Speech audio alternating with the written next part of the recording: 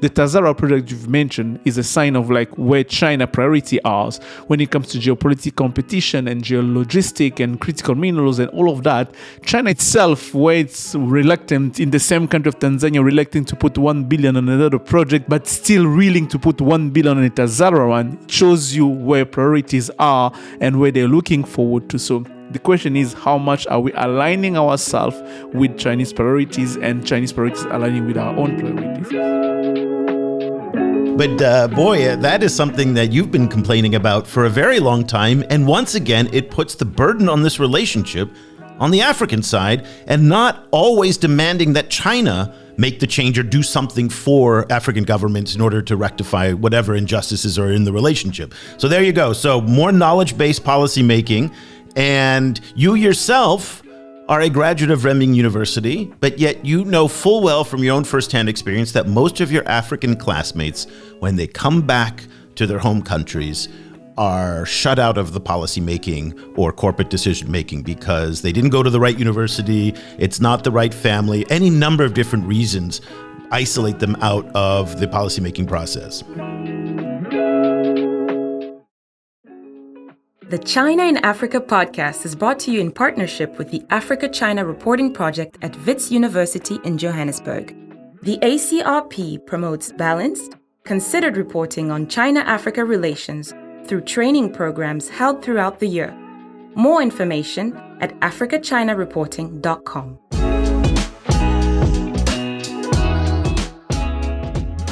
Hello and welcome to this bonus episode of the China in Africa podcast. I'm Eric Olander, and as always, I'm joined by China Global South Africa editor Geronima, joining us as usual from the beautiful island of Mauritius. A very good afternoon to you, Jérôme. Good afternoon, Eric. Good to be back.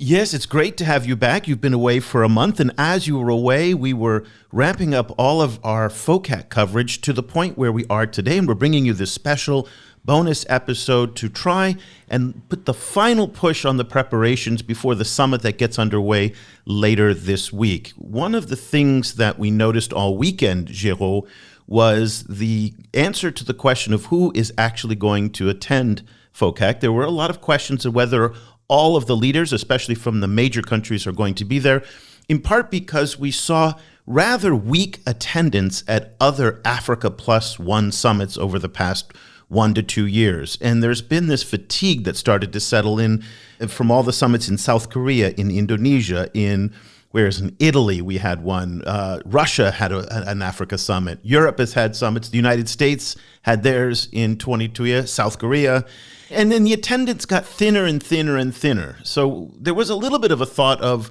will the FOCAC summit attract all of the big players? And the answer to that is an emphatic yes. What we saw all weekend, particularly on X and in the media, was just one arrival after another at Beijing International Capital Airport. Everybody was there. And not only are the leaders going, but they're coming with huge entourages. Now, let's remind everybody as to what the schedule is like. At the time of this recording on Monday, FOCAC now is officially underway. There is a senior officials meeting that starts on Monday and Tuesday. The summit is on Wednesday. Xi's big speech is on Thursday, and then we have the closing ceremonies on Friday. We, just for a little bit of housekeeping for regular listeners of the show, we're going to delay the recording of our normal schedule so that we can try and wait till Friday night until we see a declaration. We're not sure if they're going to release the declaration immediately after. Sometimes it takes 5, 6, 7 hours, but we're going to wait for that declaration so we can bring you full analysis and full coverage of that. But Géraud, were you surprised by what you saw over the weekend in terms of the attendance and the apparent enthusiasm that the African delegations had for being in Beijing? I think that I've lost our bet. I don't know if you remember that when we were in Washington or a few weeks before that, we were talking about the attendance of FOCAC this year. We were even betting on how many African leaders we expecting to come. I was betting around something 25, 30, and I think I was really low, way off base. Really way off base because really low. we are heading toward the 50s, all of them being present there. It's really quite amazing. And I was telling you before the show, the China-Africa Summit has become the mother of all Africa Plus One summit. It is the summit. There's no other summit out there like this. There's no other country in the world that can pretend that it can convey almost all African head of state in one place for a summit. No country can really wield that much of influence in Africa in terms of diplomatic influence. So yes, it was really quite surprising, not really, because when you look at the past 10 trends of FOCAC, it always had that high level of attendance. But this year is even much more particular, given the context it's happening, under which it's happening, of geopolitical tension, all of that. So having all of them, or almost all of them, head of state being present in Beijing, it's a huge and strong statement from China to the rest of the world that, I am the game. I'm the game in town. I'm that country, yeah. And we are now 24 years into the FOCAC. So this is now the 9th FOCAC. They happen every 3 years. It started in 2000 back in Beijing. The fact that they've been able to keep this consistency and this enthusiasm, as you're pointing out, is notable. And we don't know when the next U.S.-Africa Leaders Summit is going to be. We don't know when the Europeans are going to engage, because remember, during the pandemic, the Europeans canceled their high-level meetings between African leaders and Europeans. The Chinese have never canceled a FOCAC. Exactly, yeah. Even France changed its own. They made the FOCAC during the pandemic. Even online, we're still gonna make it happen. So that is actually rather remarkable. This year's FOCAC, and we've been covering this extensively on the site, and we have made, by the way, all of our FOCAC coverage open. You don't need a subscription. It's open to everybody to read. And so I encourage you to check it out. I've posted a link of some of the best of what we've done over the past month on our X account at China GS Project. So you can find everything there on security, on lending, on diplomacy, on strategy, some of Cobus's writing on green technology. All of it's there. I highly recommend that you take a look at it, in part because the news coverage that we've seen this year has been far more muted than it has been in previous years. There used to be a lot more academic and think tank engagement. There used to be a lot more press coverage, particularly on the African side. What we're mostly seeing on the African side, for the most part in places like Kenya, South Africa, and Nigeria, the major media markets, is just really bland, pro forma type of reporting. FOCAC has been around for 20 years. FOCAC this year's theme is going to be, this and that. And it's just really repackaging of kind of standard canned lines. And so that's why the insights that we've been able to glean from so many African and Chinese scholars and those around the world are so important. And that's what we're going to focus on today, in fact, is to bring you more nuanced perspectives from a really amazing group of Chinese and African scholars. But before we get to that, Joe, I want to talk about the wish lists that many African leaders are going to Beijing with. So we've heard that Nigerian President Tinubu is going with designs for more investment. He wants to sell more oil and gas. He also wants more mineral processing, agricultural exports, and they're all looking for more investment. Kenyan President William Ruto, he's going with what I think is a pipe dream of a plan, but I may be wrong, of trying to get Chinese investment to extend the standard gauge railway from the Rift Valley in Naivasha all the way to Kisumu, to the Ugandan border. This is the same section of the standard gauge railway, mind you, that the Chinese policy banks for more than a decade have rejected because they said it was not economically feasible. I don't really quite understand, if they've rejected it for so many times, why he thinks that you're going to see a lot of demand from the private sector to get involved in this. But maybe it's coming with a new format. We never know. He might come with a new format, but there's one that I want to get your take on as well, which I do think will get an announcement for, and this is for the Tazara Railway that President Hakainde Hichilema is going to be bringing with him, which is a $1 billion plan put forward by the Chinese to refurbish the Tazara Railway, which connects the copper cobalt belts in the DRC and Zambia to the port in Tanzania, Dar es Salaam. So that one might get it because it's in competition with the Lobito corridor on the west coast of Africa.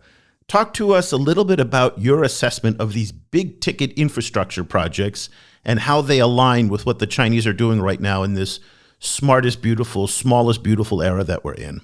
Definitely, it's going to be challenging for many African head of states to come back with billions of dollars for the infrastructure project. I think that we've been saying that for so long that many of them have been in total disconnect with what China is doing right now. And I think we've said that a few weeks back that China, there's still money out of China. China is still giving out billions of dollars.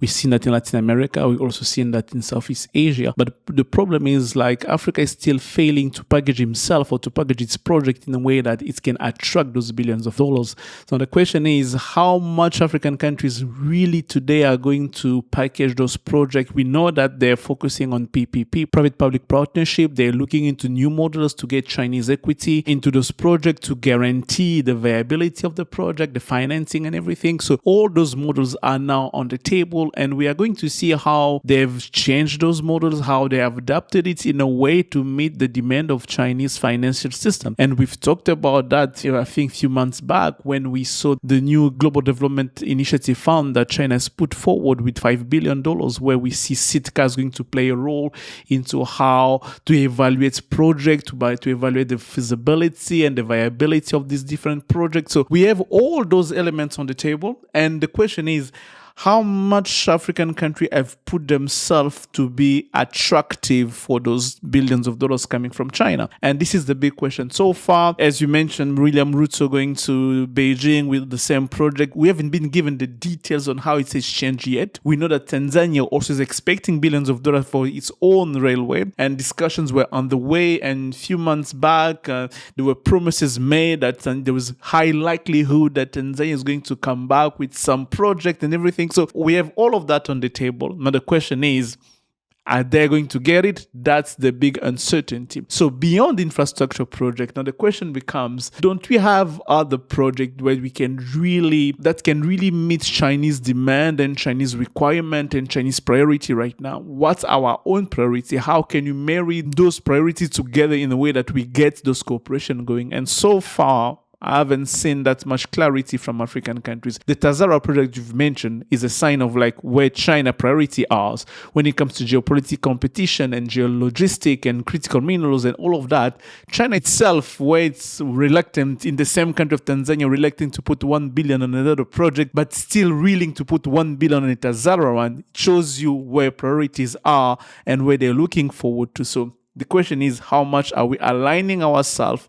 with Chinese priorities and Chinese priorities aligning with our own priorities? Well, a couple months ago, I think I would have told you that any dreams of getting multi-billion-dollar projects or even lots of hundreds of millions of dollar projects added up together would have been foolish, because we saw that Chinese lending to Africa had plunged since 2016. However, we got new data recently from the Boston University Global Development Policy Center's China-Africa Loans database, and the researchers at BU found that in 2023, lending spiked up to $4.6 billion from $922 million the year before. So a significant increase in Chinese lending to Africa. Very quickly, also just some news that just came out over the weekend. The Kenyans apparently have secured a $309 million loan to refurbish roads. These are these partially finished roads in 15 counties. This had been one of the objectives of FOCAC, and Ruto brought this to the Belt and Road Forum last year, was unsuccessful, but it looks like now that the Chinese have released $309 million of new lending. Also, just a quick headline from the New Development Bank annual gathering that took place in Cape Town, South Africa over the weekend. Again, this isn't uniquely a Chinese thing, but the bank is located in China, and it's part of what we would describe as part of the BRICS and this alternative international governance architecture that China and Russia and others are promoting. Two big loans for South Africa, $1 billion for water and sanitation infrastructure, and then also $238 million for the ailing Transnet logistics network. That's the ports and rails in South Africa that have caused so many problems and are just falling apart right now. So more development finance, Heto, coming into the system from Chinese and Chinese-related organizations. Exactly. Yeah. There's a lot of funding coming out of Chinese financing system in terms of development. So that's why I'm not really surprised to see those projects coming in. And South Africa is lucky being BRICS member, having $1 billion from NDB. It's a major thing. And I'm also expecting to see during this FOCAC something along the lines of Africa Agenda 2063 and all those connectivity projects coming part of the maybe one of the big deals or announcement that can come out of this FOCAC. So yes, there are still rooms to see those projects taking shape and financing coming for that. I do believe that this time there will be a lot of scrutiny from Chinese bankers and Chinese financing system in a way that to really check details in a detailed way on the viability of this project and how the loan repayments conditions and all of that. This time I think they're going to be really, really careful, and we might see some interesting projects. Still talking about the NDB, let me just add on one side note on that. Algeria has been admitted in the NDB. And I'm mentioning Algeria because Algeria was one of the countries that applied to be a BRICS during the last BRICS summit. It didn't get admitted. After that rejection, Algeria decided to give up on the idea of joining BRICS, but still had the interest on joining NDB. So in a certain way, even though it's not a Chinese bank itself, but we saw that somehow the BRICS decided to take Algeria on in the NDB, which is something quite major, and it can really yield some interesting development from Algeria and China relationship, given how much China is putting in terms of investment in billions of dollars in Nigeria. Yeah. So remember, 3 members of the BRICS are African countries, so Egypt, Ethiopia, and South Africa. Now, with Algeria part of the BRICS Bank, or the New Development Bank, it's really showing a much more prominent presence of Africa in a multilateral institution than we see in almost any other multilateral institution around the world. And so that is significant in and of itself. And I think it speaks to this idea of China coming to the table in a place like Africa with a forward-looking vision. And again, people may disagree with the vision, but at least it's a forward-looking vision. Cobus likes to say that Africa is a future-starved region. Yeah, I share the same point of view. Yeah, and so all of these things, the AIIB, the NDB, the BRI, the GCI, GDI, all of these different initiatives that the Chinese are putting forward are forward-looking. And I think the complaint that you hear a lot, not only in Africa but in other global south regions, is that what the U.S., Europe, and the G7 is putting forward is a backwards-looking vision. That is preservation of the rules-based international order, which for a lot of countries, even here in Southeast Asia, not really a very appealing offer, because that rules-based international order hasn't been very favorable to them over the past 50 to 70 years. So in that sense, okay, here's what I'd like to do. There was this wonderful discussion group that took place at the last FOCAC. It was a working group organized by Paul Nantulya from the Africa Center for Strategic Studies and Paa-Kwesi Heto from University of California at Irvine. And they put together this working group of the top China-Africa scholars from around the world. They put it together for almost like 10 weeks. And every month or every week leading up to FOCAC, they brought this group together just to exchange and share ideas. It was so fantastic that I went up to Paul and I said, Paul, I know these conversations are off the record because that's how you get this vibrant, lively discussion among all these various scholars, but would there be an opportunity for us to have one of them on the record so we could record some of the insights that are being exchanged, ahead of FOCAC 9? And so they just kicked off their new working group and they put it on the record and they allowed us to record it. And we are so honored to have the opportunity to bring you some just amazing Chinese and African scholars and analyst perspectives on FOCAC. And I mentioned at the beginning of the show about the rather mediocre media coverage that we're seeing in many parts of the world about FOCAC, and it lacks that nuance, and these scholars are going to bring you the nuance. And so what I'd like to do, Heto, is I'd like to play sound bites from 5 of the different participants, and there were more, but we didn't have time for all of them, and then to get your reaction to them. Now, one of the hazards of doing these Zoom sessions with people spread across the world, particularly in Africa where some of the telecommunications networks are not as robust as we would like them to be, is that the audio quality isn't 100% all the time. So I'm just asking you to bear with me because sometimes you may lose a word or two, but you'll get the context of what they're saying. So let's start with Li Hangwei, who we've known for a very long time. She's been in this business in the China-Africa space for more than a decade. She's a prolific scholar and writer, and she's done just amazing work over the years. She's a researcher now at the German Institute of Development and Sustainability. Let's take a listen to what Hangwei's reflections are on FOCAC 9.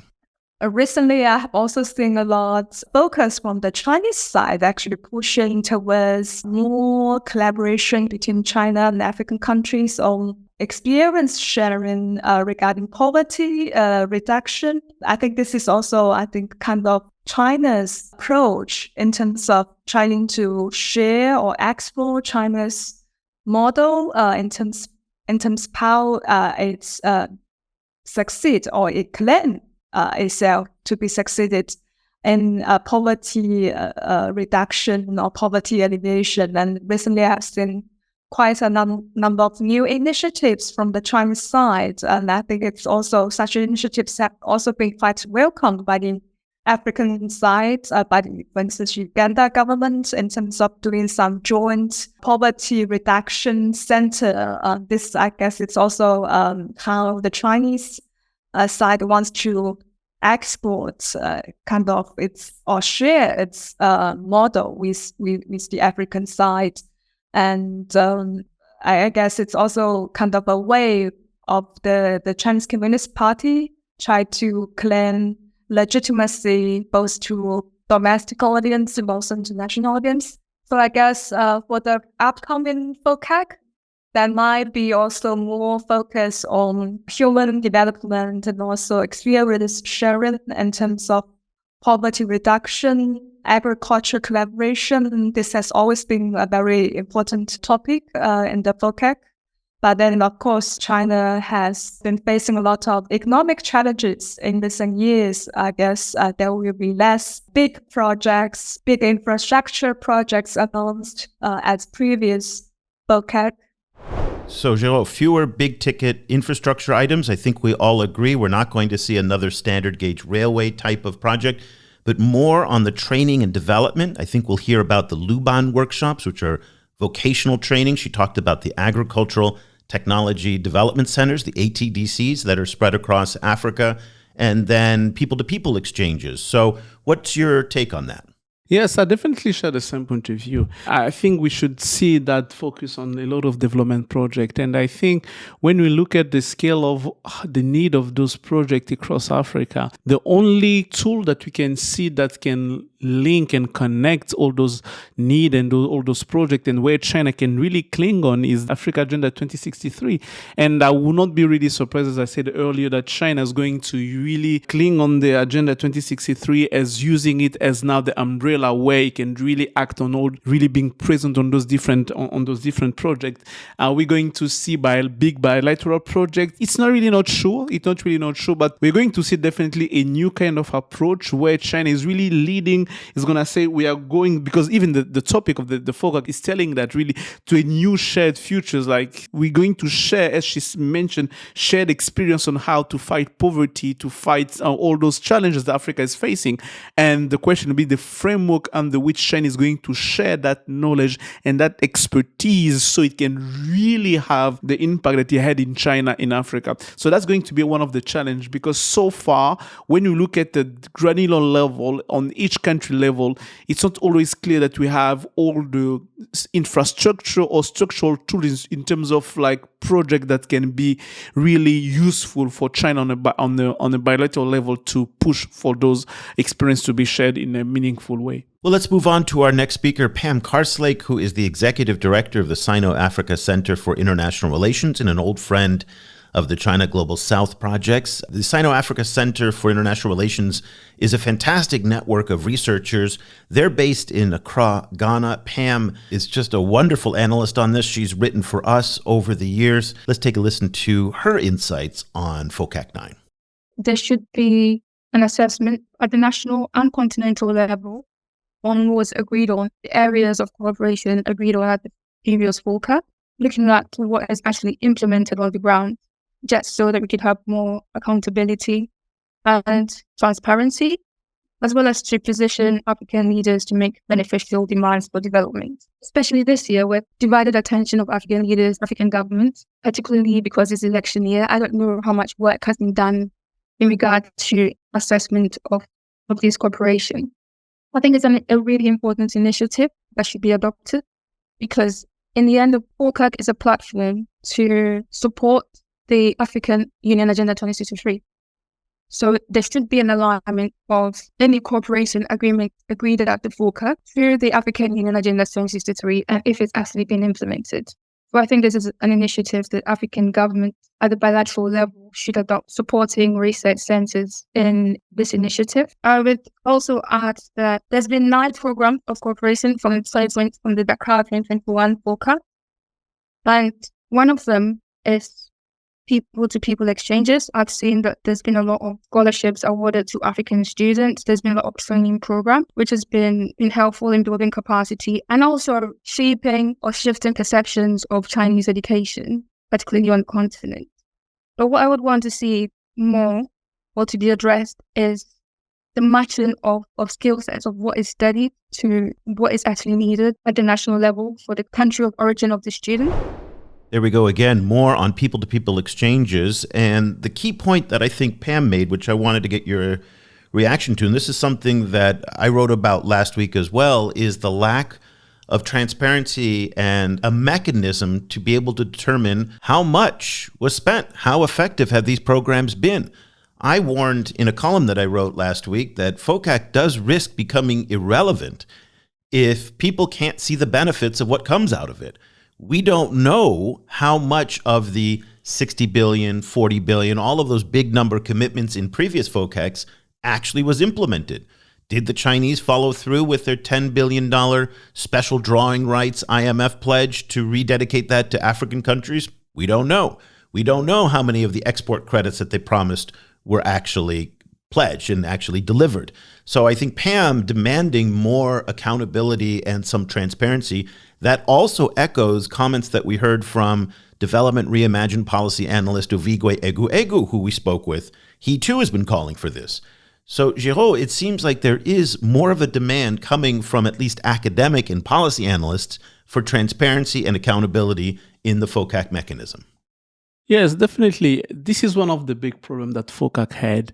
Not only FOCAC, though, almost every African Plus One summit had the lack of traceability and evaluation. We can really not evaluate how much those promises and to what extent those engagement or commitment have been really fulfilled. We still have big numbers. We still have big announcements. But when it comes to the nitty-gritty into following the details on what has been done, what has not been done, where are we, it becomes much more problematic. And the question really becomes like when you look into civil society, academics and leaders and thought leaders and policy analysts, we are the ones looking and seeking for those mechanisms of evaluation and traceability. But when you look at on the government side on Africa, you really don't see that demand of much more transparency or much more evaluation to be done. As if on both sides, on African side and China side, they all agree to leave that blue gray area where anyone can manipulate the information, the data when the time comes to show that,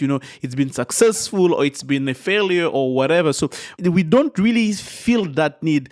Whereas really African leaders should have been the one asking for much more transparency, asking for much more traceability to say, we want to see where we are going. We want to see what has been done, what has been the problem, how it's been executed. So far, FOCAC has been regular every 3 years, and that consistency is something to applaud and to condone. It's really something particular, but we haven't really seen a follow-up kind of committee being put in place on after every FOCAC to really follow through on each level or each engagement that has been done. Who played that role? Is it the African Union when we see that there is a mix of bilateral and multilateral engagement in the same time? So all of that needs to be clarified to allow the Africa as a continent and single country to be able to evaluate and to follow what FOCAC has delivered since its inception and where each commitment is in terms of its implementation. And I think it's really important. Let's remember that this isn't just a one-way street. So this is not something that China does, and they have to get permission from China, most African countries have requirements in their regulations for transparency. Certainly the democracies do. When you look at Kenya and South Africa and Nigeria and others, in their constitutions and in their laws, they have requirements for transparency. There is nothing stopping any of them for actually saying, we're going to provide our constituents with an accounting of how this money was allocated. When you talk about transparency and accountability, we talk about it as if we think that it is always about money or, loans or anything. But beyond that part of like money financing, just in terms of commitment, when China say I'm going to build 1,000 or 10,000 hospitals in Africa, it's not about that they're going to give loan, but to say how much that's really, did China really deliver to what it said? Beyond that, even being democracy or not, just the need of like in a cooperation, a bilateral cooperation, I need to know that the commitment that you've made to me, you fulfill it or not. So that for me, it's not even about transparency or accountability, just about being able to evaluate and to follow through to make sure that China is really delivering what it's saying. Because China is gaining a lot by conveying all those African leaders to show that they're all present, they're responding present. It's also showing that, it's also winning on its messaging by saying that, I've taken this much commitment. But China narrative will change if on the other side in the continent we start hearing voices of African leaders by start saying that, by the way, we haven't seen much of what China has said the last time to be delivered. And this is, I think, where being a democracy or not, it's still important as Africa, as head of state of different countries to really follow through to make sure that how much those commitments have been fulfilled.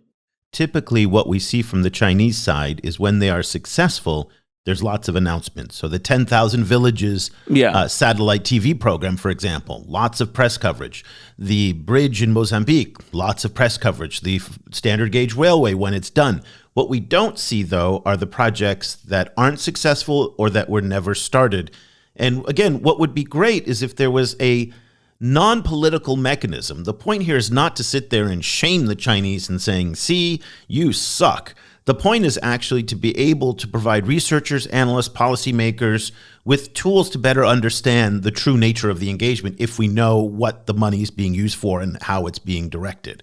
And also that transparency puts pressure on African leaders to be more accountable. Yeah. Because, and you're going to hear this in some of our upcoming comments here, that there's a lot of complaints, long-standing complaints that FOCAC remains an elite-to-elite forum. And it doesn't incorporate civil society, and it doesn't incorporate the bottom of the social pyramid. I really won't blame FOCAC for that because, let's face it, FOCAC, China deal with the governmental entity, doesn't deal with civil society. It's not in Chinese culture or practices or in the way they engage with civil society of different countries. China is a very state-centered country and everything is state-centered, so they're going to deal with their partners with being a state. Us asking for civil society engagement being present, I understand that, it's legitimate, but in the same time, we're going to have to understand that China is not France, is not the United States. Even France-Afrique was for so long was a state-to-state engagement until last time Emmanuel Macron decided to switch it to make it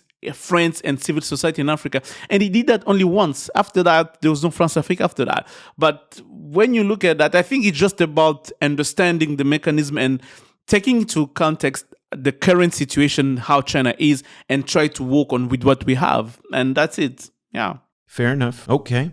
Let's go on. We're going to hear from our old friend Sanusha Naidu, who is a senior researcher at the Institute for Global Dialogue in South Africa.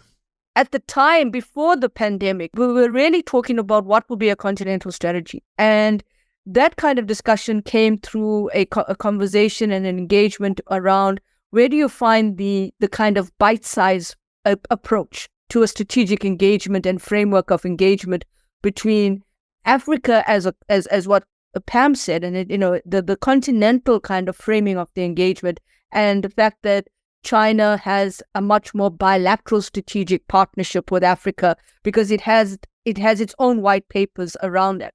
And I think what has been fascinating for me is my introduction and induction to the China-Africa space came from my work in 2006 to 2009, and then subsequently in Pahamu with our project there on emerging powers in Africa, first China, Africa, and then of course emerging powers in Africa, was really around looking at what is a continental strategy. So we've been having this conversation for for more than a decade in the context of where we are and what we are doing. And we're moving towards the 9th iteration of FOCAC. And I think the conversation keeps circling back to the same question. What is Africa's strategic framework of engagement? Can you have one? Because it's about harmonization, but it's also about the fact that it hasn't been a conversation that's new. And I think that is something that's fascinating for me. How are we looking at the evolution of China? It can't be that China is still the same China we had in 2000 that came in and remains that kind of very emphatic, pivotal actor.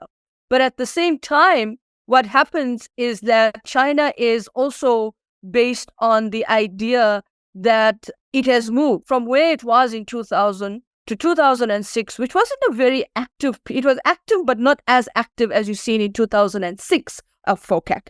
And 2006 FOCAC was very pivotal because it elevated itself. And this is where I think these very interesting metrics became part of the FOCAC discussion. The metrics around how many scholarships you're going to give, how many demonstration centers, agricultural demonstration centers you're going to build in Africa, how many hospitals you're going to build, what kind of credits are you going to give Chinese companies to invest in Africa. It was all about China first. And then as we moved to 2009, as we got to 2012 and we started to move into the second half of the noughties, what we saw was a bit of a change in the kind of architecture of what the commitments were, and the commitments weren't moving the needle. So you kind of got stuck with these numbers, but the numbers were not necessarily ones that you could actually go and find the kind of indices to track and monitor. And that has been the big question. So I think for me, why we have this continental disconnect is really around this idea that we are looking at the engagement based on the idea that China is kind of giving us a static set of indices, and we try to monitor it, and we're not getting really much joy in it because, firstly, our statistical agencies are across certain regional demographics are not that good. Even in South Africa, it's very difficult for me personally. When we did a project recently on the Belt and Road Initiative, where we looked at the perceptions of elite perceptions of BRI in South Africa, it was very difficult for our major departments like the Department of International Relations and Cooperation, Department of Trade and Industry, and even within the Treasury to actually pinpoint a project that distinguishes between FOCAC funded and BRI funded. And I think for me, that actually is the problem. Okay, there you go. One more time, more demands for accountability, transparency, and these tracking mechanisms. What she said really resonated with me when she said, what is FOCAC funded and what's BRI funded? This is, I think, which is where kind of we don't understand how China approach is and how it. I believe that when China says China-Africa Summit and cooperation, all of its initiative being GSI, GDI, all those activities that's going to happen under all those initiative or BRI are still going to enter on the FOCAC tally when China is going to come to say how much it is been done in the last 3, 4, 5 years. And this is where China kind of use FOCAC as a conveying mechanism, but all of its initiatives are tools that are used to implement what FOCAC has said or even not said, because we're going to see that some project that was not even mentioned will be incorporated and presented as one result of China-Africa cooperation. And for China, I don't believe that China sees FOCAC as a decision body mechanism, but much more of a conveying mechanism where we say what we're going to do together, but each party is going to use the tool at its own disposal to move forward into fulfilling what he said it's going to fulfill. But this is the part where on Africa, first of all, we don't understand clearly how China is moving. As she made really very valid point, we don't understand how much China has changed over the years. We don't understand that China approach and China priorities have changed. Us, we are still stuck in a reading that's really back in the 2000 2000, 2005, and 6. We don't understand how to adapt to China's demand, how China is evolving, and how our own demand are evolving. That's even not to mention that our lack of global strategy, where China knows how to approach us both on the multilateral level and the bilateral level. But when we go there, it's as if we are kind of have this disconnect about how we are going to approach China. Are we going to approach it on a multilateral level or a bilateral level? And in that mix of things that we do, most of the time as African, we are not always equipped with all the tools required for us to be able to engage China in that fashion. So I think it's definitely a huge problem for us. We need a better understanding of how China is moving and a better tools, a better equipment on our side to be able to start tracking how China act and engage with us and why it does it in that fashion. Up until now, we've been just talking about the money, but there's also these declarations that come out at the end of FOCAC. And there's no going back that I've ever seen and seeing, did both sides live up to the terms that they outlined in their declaration?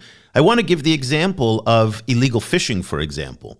And in the FOCAC declaration in 18 and in 2021, there were very clear statements that China supported Africa's blue ocean economy, that China was opposed to illegal fishing, but yet we have not seen any meaningful crackdown on Chinese illegal fishing in the Gulf of Guinea, off the coast of Mozambique, in Kenya and whatnot, in the Indian Ocean. And that's where, again, I get a little bit frustrated that African stakeholders have the opportunity to push back against the Chinese, saying, listen, here in section 18.3.1, for example, you guys said you're going to support our blue economy. Having fleets of illegal Chinese fishing boats off the coast of Gulf of Guinea when we cannot regulate our own waters because we don't have the Coast Guard facilities to do it means that you're not living up to your promise to support the blue economy.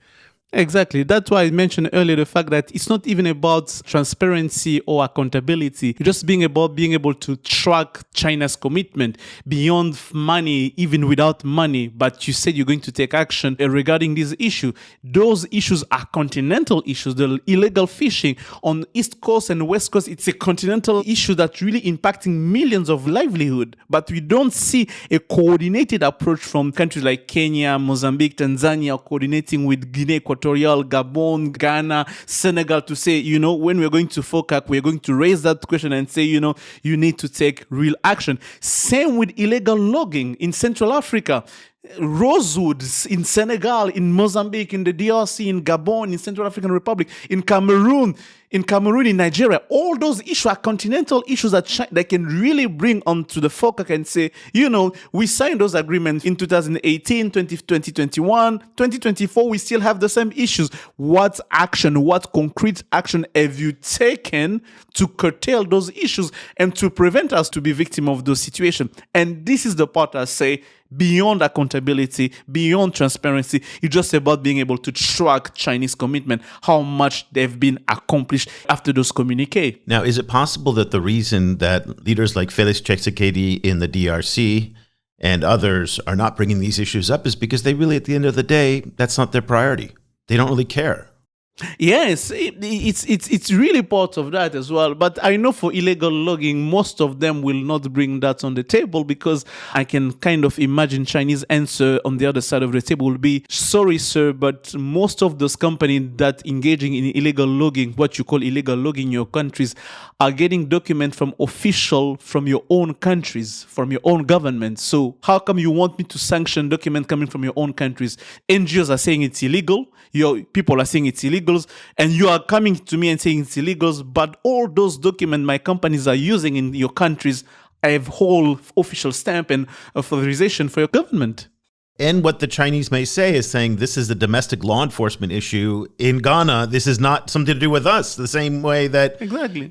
So yeah, that's a fair point. That's a fair point. Let's go on to our former colleague, Cliff Mboya. He used to be with the China Global South Project a couple years ago, a proud alumnus of CGSP. He's now a postdoctoral research fellow at the University of Johannesburg Center for Africa-China Studies, who, by the way, the director we spoke with last week, David Monyai, on the show. So I recommend everybody to take a listen to that discussion if you haven't. But first, let's listen to what Cliff had to say.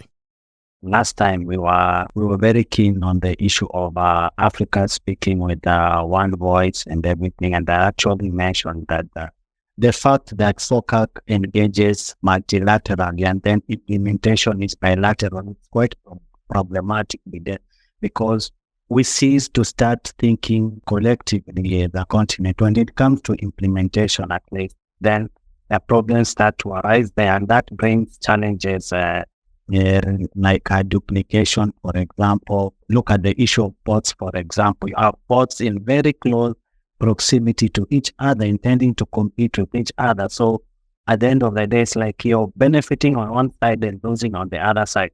So just putting this into the broader context, it is almost appearing as if China is replacing the West on the continent and doing the same thing that the West was doing, apart from the narrative aspects on issues to do with the respect and win-win and things like that. But then that calls for Africa and China to think about new forms of engagement, because FOCAC has been there for 2 decades now, and as much as China has shown its ability to adapt and listen to some extent, but then the patterns to a large extent remains the same. So I think we are at an inflection point, because if you look at the environment right now, I can feel some shift in how the continent wants to engage. And as much as maybe the need are still not aware, you can feel the pushback, especially last FOCAC, we saw a lot of pushback from academics and some sectors away from mainstream policy. Now we are beginning to see a lot of pushback from ordinary citizens, the youth margin, things to do with unemployment, and it calls for a real of how we engage with this country, because we cannot be business as usual. So for me, it's an inflection point, and this comes on several fronts. For example, if you look at investments and infrastructure, we do not expect to get the same amounts of investment and funding for these huge infrastructure projects, for example. So China is talking about the shift from hard to soft and beautiful infrastructure projects, just to deal with the issue of aid. But then we're asking questions. So we're moving from that. Then what does it entail, for example? Talk about trade. We are still trading to a large extent in raw materials, so the conversation is coming up. We need to shift from raw materials to processed goods, and the demand is there. So it's something that needs to be taken into account, and we need to actually try and demand this in a very urgent way, because of the pressure that our governments are facing right now, because the economic situation is dire, and there's a lot of and we know some of the root causes of this problem. Most of it is in our trade relationship, not just with China, but with the rest of the world. So we need to demand more space and more involvement in the supply chains. For example, China is now experiencing huge tariffs in the West, for example. And what is the alternative market they are looking at? It is the African market and the global South. Does that mean they are coming to dump their products on the continent? So our African leaders must have this in mind as they go for the next FOCAC, for example. So let's talk about the EV vehicles, for example. Why can't we have partnerships where, things like batteries are processed here and produced here? And then we embrace the technology together in a win, rather than the narrative that has been there for a long time, win-win. But actually, we see that the basic structure remains the same, and it disadvantages the continent. So I think the pressure that is coming up within the continent, I think, should spark a new demand for new forms of engagement. Giraud, Cliff says we're about to reach an inflection point. He's speaking to us from Kenya, where we saw very violent street protests on the part of the youth. And I think so when he talks about that pressure coming from the bottom, he's speaking from lived experience there in Nairobi, from the dramatic events that we saw unfold over the past few weeks. And probably Nairobi is not going to be the only African capital that's going to face those kinds of pressures. He's also frustrated with the trade relationship. 89% of African exports to China are in the form of raw materials. And I wrote in where I spoke to Reuters, and I said something very controversial about this, but I said that this is a trading relationship that 19th century Britain would recognize. And so I think he's kind of frustrated, saying we need to change this so that African countries are moving up the value chain. You focus a lot on that in your research, looking at battery metals and processing and things like that. What hope do you have that African governments can do what Cliff is saying and move up that value chain and fundamentally change the relationship so that it can deal with this inflection point he's talking about? I hear Cliff and I share his sentiment in his point of view, and I think he's really making a valid point. But I just got the feeling like, what does he expect China to do? I mean, how does he expect China to react into that? Because most of the issues that he mentions are much more related to Africa governance issues, to be able to create the condition for attracting investment, not only being Chinese one, to be able to diversify our economy. And most of African countries haven't taken the opportunity haven't taken the advantage of Chinese presence for the last 20 years in Africa in terms of diversifying the economy, in terms of attracting financing in different parts of the economy to change the economic landscape, the trading relation. There's a lot of investment that could have been done in different sectors of the economy, of the industries, but most African countries have chosen to do different kind of investment that did not yield any economic advantage or did not transform or change the economic profile of many African countries. 20 years down the line, we still having a very unbalanced trade relationship with China. We still export unprocessed raw materials. We still unable to export processed goods, despite the advantage that China can give to almost 20 African countries in terms of lifting 99% of taxes on import. But still those 27 countries, most of them were not able to take advantage because the economy are not just able to produce product that can really be attractive to Chinese manufacturing economy. So when you look at that, you're like, this is the part of Africa we should have done better. We should do better to be able to be that space. But when you look at now raw materials and critical minerals and EV batteries, yes, some countries are doing better. Countries like Morocco, Algeria are really trying to do better. And this is the part where, as I just mentioned, to the fact that some countries really created the conditions for them to remain attractive, to attract much more financing, to be the go-to partner, the go-to country that China will go to in Africa. But many African countries, like producing countries, the DRC, the Mali, the Zimbabwe, all those countries haven't really made the effort to change the industrial landscape to be able to, when they make those demands, for those demands to be met, and to create for creating the conditions for the companies to agree on the condition. And this is the issues that many African countries are still facing. And on that part, I believe that we still have a lot of efforts to do. We still have a lot of change to make. We still have a lot of bold decision that needs to be taken, industrial one, economic wise, to be able to now, when we make those demands to China or any other partners, to really get what we expect to get from those partners. Let's close our discussion with a comment from, again, another old friend of CGSP's, Frankton Chiyamura, who is a lecturer in global development at the Open University in UK in their Development Policy and Practice group. And this one, I have a feeling, Géraud, you're going to really have a lot to say. Let's take a listen to what Frankton had to say. One thing that really kind of troubles me, and probably is shared across by everyone here, is that no matter how much research that you are doing, showcasing what Africans should be doing, there's a challenge around uptake of research output, particularly by African governments within this space. I'm sure there are so many recommendations that many people, or many of you here, have been putting on the table, trying to encourage Africans to take into consideration, particularly with dealing with China. But where does this end up, right? So yes, I think it's a noble initiative that we are discussing the strategies, but also part of our strategies should be about what should we do to influence African policymakers to take the research outputs and findings forward.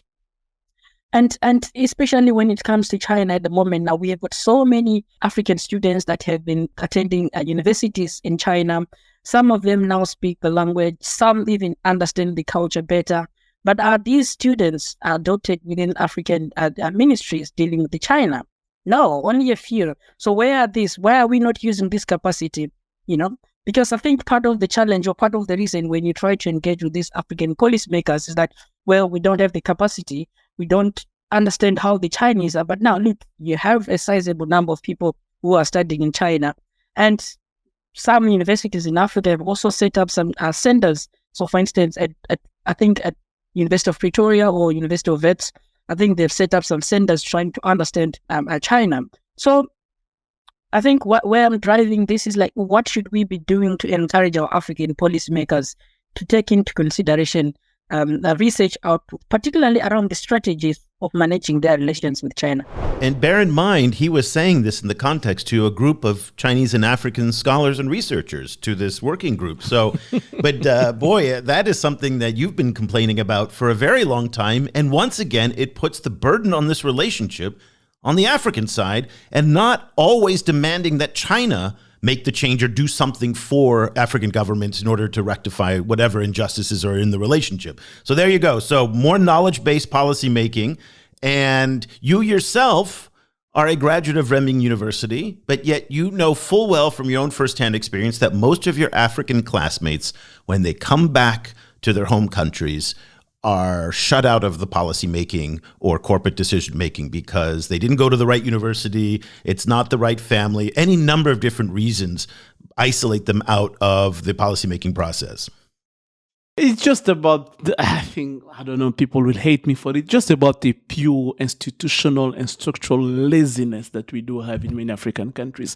Only few countries are really leading their foreign policy based on knowledge, based on fact, based on data, based on real information. Most of them lead their foreign policy based on sentiment and feeling and short-term interest of the leaders that's in place at that moment. It really doesn't make sense. You're gonna see when you look across Africa, the different policies that different African countries are having with China, you're going to see that those who are having a much more constant foreign policy with China are those who have much more strong institutions and much more organized diplomacy. But the rest of them, it's just like every year, every 5-10 years, there is a change of approach to China, there is a change of demand to China and everything. It just doesn't make sense. And talking based on our own experience, you and I, we are in that space for quite some time. We talk with different people, we talk with different stakeholders, but it would be surprising to let people know that most people who want to talk to us are not even Africans, are coming from Europe, are coming from the US, who say, we want to know much more about how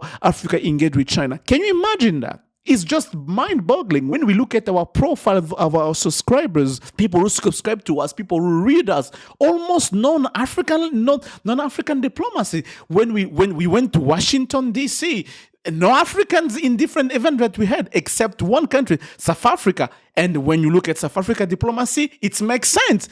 And you kind of wonder and ask yourself, are those countries taking their relationship seriously with China? Or just like, and the fluke, sometimes we talk, sometimes we don't do things. And he has every right to complain. I've been complaining about that. I will keep on complaining about that.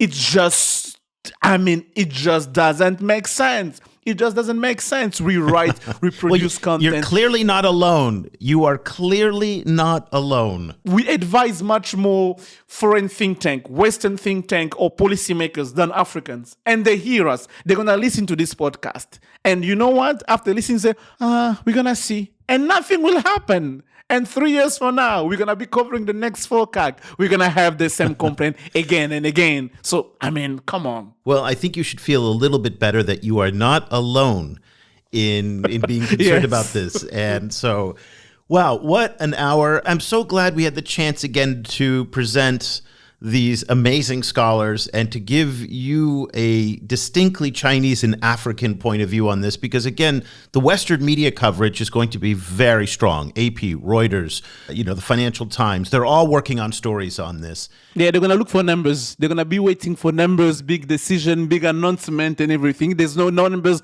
We know the headlines, what the headlines will be saying. Yeah, and they're going to frame a lot of this in the great power competition with the US and with Europe and whatnot. And so I think it's important that we all pay much closer attention to what people like Hang Wei, Pam, Sanusha, Cliff, and Frankton, and of course, Géraud are saying about the relationship. As you heard in the past hour, the complaints that people have about this relationship are not that it's bad. They're not that it's counterproductive. They're not that it's colonial. What they want is more accountability. They want to see this relationship become more effective, particularly for a broader swath of society beyond elites. And I think these comments that we heard from this working group are so valuable, and I'm just grateful to Paul Nantulya and to Paa-Kwesi Heto for allowing us to share with you a look behind the curtain on the discussions that are happening, oftentimes out of sight, but as you can see, very, very insightful. So, Géraud, thank you very much. We're going to be back together again at the end of the week, after FOCAC is done, when we see the declaration, hopefully, when we'll have seen the senior officials' meetings outcomes, we will have heard what Xi Jinping has to say, and then we will see the different deals that have been announced on the sidelines to be able to follow through and see, did anything that came out of FOCAC 9 improve of what we saw in FOCAC 8 and what also these scholars and researchers demanded from this China-Africa relationship. So for Géraud Nima in Mauritius, I'm Eric Olander. Thank you so much for joining us on this bonus episode of the China in Africa podcast. We'll be back again next week with another edition of the China in Africa podcast with our old friend Cobus Van Staden. Until then, thank you so much for listening.